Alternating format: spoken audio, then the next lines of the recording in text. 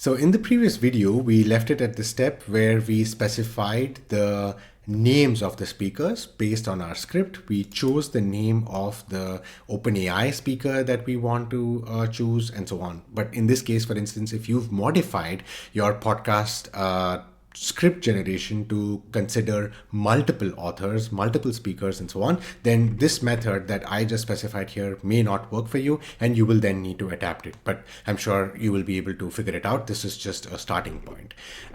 Like I said, doing this generation is probably the most time-consuming and cost-intensive part of doing this entire project. And therefore, I would recommend that you experiment a lot more with the steps until here, because an LLM call is quite cheap, and you make sure to get to the final perfection of the podcast that you want.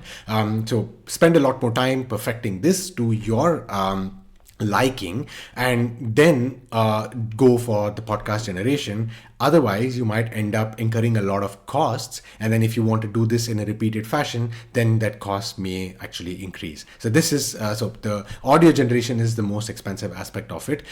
Just as a comparison, this roughly costs maybe 50 cents or something like this for a 10-minute long podcast.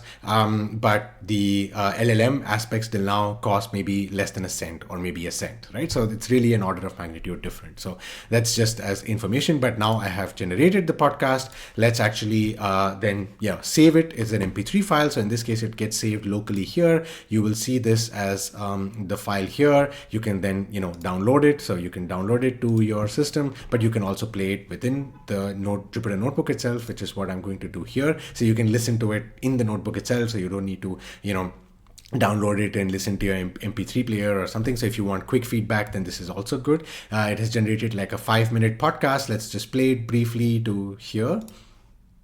Hey Darren, what are you sipping on today? Oh, just a classic iced coffee. Trying to stay awake while we dive into the world of tech monopolies. What about you? I'm on a fancy herbal tea kick. It's supposed to be calming, but I think it just makes me more jittery about Apple's anti-competitive practices. Herbal tea and antitrust discussions sounds like a recipe for a wild ride. So, what's the scoop? Sounds like a recipe for a wild ride indeed. So you can see these are some of the jokes that it comes up with and stuff like this. Not obviously the most creative, but I also didn't spend a lot of time trying to make it more funny or things like that. So at this stage in the project, we have really already done a lot, right? So we have set up the entire notebook with the OpenAI API keys. Then we uploaded the PDF. We chunked the PDF. We used the different chunks to make calls to the LLM with our first prompt to get the highlights. We then combined all the highlights to make the second prompt with our own instructions to generate the podcast transcript. And then the podcast transcript had a certain style and, followed certain regulations and guidelines, and then we made use of that to then generate the podcast itself, and then we stitched all of that together to kind of create this podcast. So this is sort of the way I would encourage you to experiment with APIs, with LLMs, and kind of play around with this. But let's now go into the last and final step, which is the AI product itself, right? So let's suppose that you want to now deploy this as a product, right? Something maybe that you want users for, or something that you just want to use yourself, which is kind of what I do. I have this deployed locally. I don't really create any product out of it. But if there is a new paper that I want to read, but I don't have the time for it, I throw that PDF in, and then it generates the podcast for me. I can then download it and take it with me on my run or something like that. So that's sort of where I'm going in with this deployment direction. It's pretty simple. There's nothing new that we are going to do here. We are basically going to encapsulate all the features into functions. So that's what you see that I've done here. So till now we were working with it in a sort of interactive way. We are kind of testing the different functions, but now we generate individual specific functions for each and everything. So read data from PDF, then the split text, then the create chunks, then create the input chunks, then create the summary points. So this is where I have encapsulated the whole first API call that we are doing. Then I defined different kind of prompt styles. So this is why I was saying here, this is the same one. That I have sort of adapted into a debate podcast style. So people are kind of, having quite contrasting opinions that can also bring out certain interesting aspects. Then there's a casual podcast one, which is what we already discussed now. You can also then make it, a group discussion or like a moderated discussion with multiple experts, with each expert kind of presenting their view. There's really a lot of possibilities, but the key thing is I have now tried to define all of these into functions. That's what you see here. There's a create podcast script, because I would like to call this from a front end or from a UI, right? So that's sort of the reason why I created all of this. So that's the only thing. So nothing is absolutely new here. It's everything that we have written before, but sort of adapted to create a function. What we are doing next is actually the new part of it, which is we are making use of an app or a library called as Gradio. This is a Python library that allows you to create a front end, like a web framework. And I have provided to you already the sort of code which generates a basic UI, right? So it's not going to win any design awards, but it kind of gives you a first aspect of deploying it like a product. Because when you want to kind of use this on a daily basis, you don't want to be running through all these code steps and stuff like this. Rather, you would want to visit a website and then throw in the PDF there, and then have it generate the podcast, and kind of just click, and you have the result, right? And that's what Gradio allows you to do. It allows you to run this within the notebook environment. So within this Colab environment, you are running a UI, and you can see a bit of the UI here, but it even looks better if you can just open this URL. So you can click this URL, it'll open in a new website. It's still running in the Google Cloud VM that we started. So it's still in the Colab environment, but you can see now you have a reasonably looking UI. It's not the best, like I said, but it's rather easy to work with, right? So what does it do? There is a file input option, so you can either click of what you want to upload or drop the file here. So that's what I'm going to do, but I'm going to now drop a different PDF. So I have a paper here, which is the original Transformers paper. So it's a research paper, a scientific paper. So I'm just uploading that here, and then I have to say, just wait for it to upload, and then I say click to upload. I mean, that's if you want to upload it. You can also take and drop it, and then you can choose what podcast style you want, right? So in this case, now let me go with a different style. So I go with the debate style, where two people are taking opposing views, and then I say generate the podcast transcript. So what is now happening is that all the steps around summarization and podcast generation and chunking and so on is being run by the code that you already wrote. So this takes a bit of time to run. So that's the processing time that you will need to make those API calls and stuff like this. And after that, the podcast transcript is kind of shown here, right? So you see here the podcast script where there is a host, there is Sid, and there is Darren.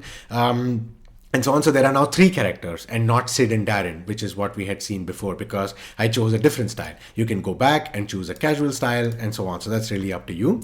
And here they are sort of talking about this multi-head retention mechanism and so on, which is all part of the Transformer paper, right? So they're talking about the scientific paper that I just said. You can actually, kind of go through this. Is this kind of what you would like? Is this the dialogue that you would like, and so on? You can also then make edits here. So it's to say, instead of saying Sid, you could also say, Sid, what do you think? So you also have the option to now make edits to the podcast script that is generated, because not each and every aspect may be perfect when the LLM is generating it. So this is why I would always encourage you to also have the ability to have a human in the loop. So you can ask the user, which is yourself or potential users, to make changes to the transcript as they see necessary. And then click the audio version. And then when you click the audio version, you then will get the audio podcast that is generated. As I said, this takes a bit longer, as we saw before while we were running the notebook itself. And then, of course, you can download that MP3 file and take it with you.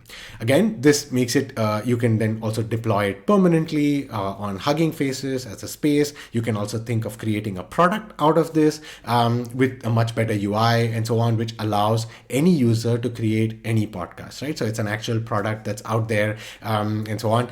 Very fun fact, you can actually look up something called as Notebook LM.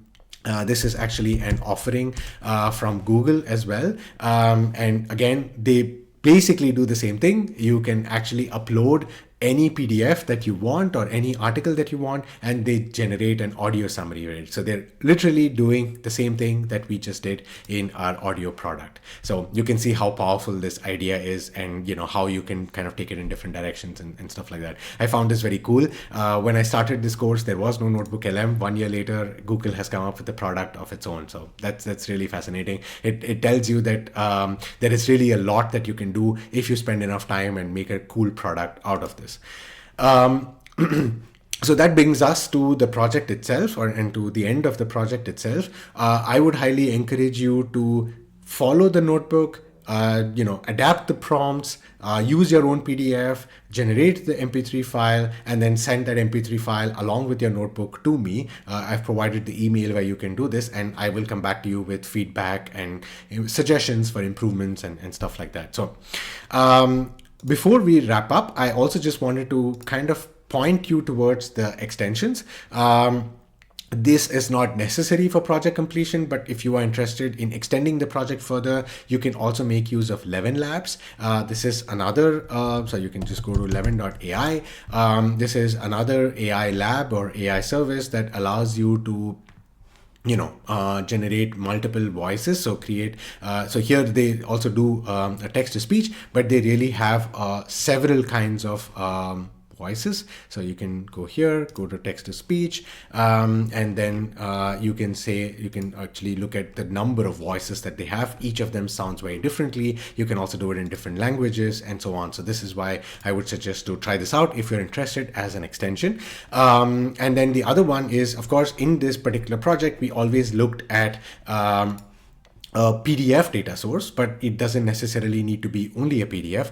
Anything that can be transformed into text can become the source of your podcast. So this could be Wikipedia, and this is the example that I show here with Wikipedia. It could also be any kind of text file. For instance, here you can pick up any book that is from Project Gutenberg. So this is open source books that are available. You can easily just add the URL here and then generate a podcast based on a particular book. So if you're interested, try these extensions, and it would be cool to hear your feedback on this. Yeah, that brings us to the end of the project walkthrough itself. I hope you have fun doing the project. I really think that there's a lot of potential in building multiple types of AI products using this, helping people learn a new subject, generate your own podcast, help yourself consume information in a certain different way. I have seen several people build products out of this. Notebook LM is when a big tech company like Google builds it, but several other learners have also built smaller projects for just themselves. Right? So yeah, I encourage you to try it out. Hope you have fun. Send me your generated podcast and with the attached notebook, and I'm happy to give feedback and also additional tips on how you can make it better. Thanks a lot for listening. I hope it was really valuable. I hope you have fun with the project, and yeah, definitely would like to hear any feedback that you have. Bye-bye.